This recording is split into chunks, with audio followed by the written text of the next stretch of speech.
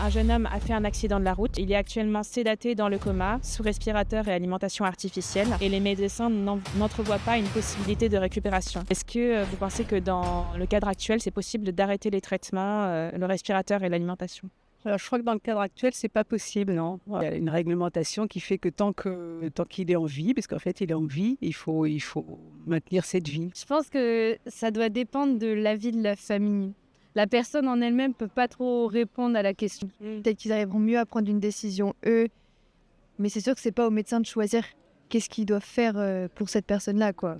Oui, j'imagine qu'ils n'ont pas le droit, sauf peut-être... c'est peut-être pas les médecins qui ont le droit de faire ce choix. Je ne sais pas si la famille proche ou quelque chose comme ça, enfin quelqu'un, un représentant légal du jeune homme aurait le droit de faire ce choix pour cette personne.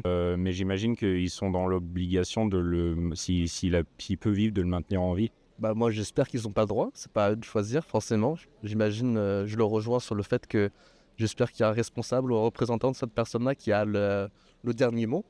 Je dirais que non, mais selon moi, on devrait pouvoir avoir le droit, enfin au moins le choix. Sa famille, si lui, du coup, il est plus capable de faire un choix. Tout cela est déjà possible en vertu de la loi Claes-Leonetti de 2016. Plus encore, la loi interdit l'acharnement thérapeutique, appelé obstination déraisonnable, c'est-à-dire les traitements inutiles, disproportionnés ou n'ayant d'autre effet que le maintien artificiel de la vie. Dans ces situations, après consultation de la personne de confiance, la famille et les proches, et la prise en compte des directives anticipées du patient, l'équipe médicale arrête les traitements dans une procédure collégiale. La ventilation mécanique, la nutrition et l'hydratation artificielle sont considérées comme des traitements par la loi. Elles peuvent donc être arrêtées. Mais cela n'implique pas l'arrêt des soins, antalgie, hygiène, toilette, confort, qui se poursuivent jusqu'au décès, par respect pour le patient.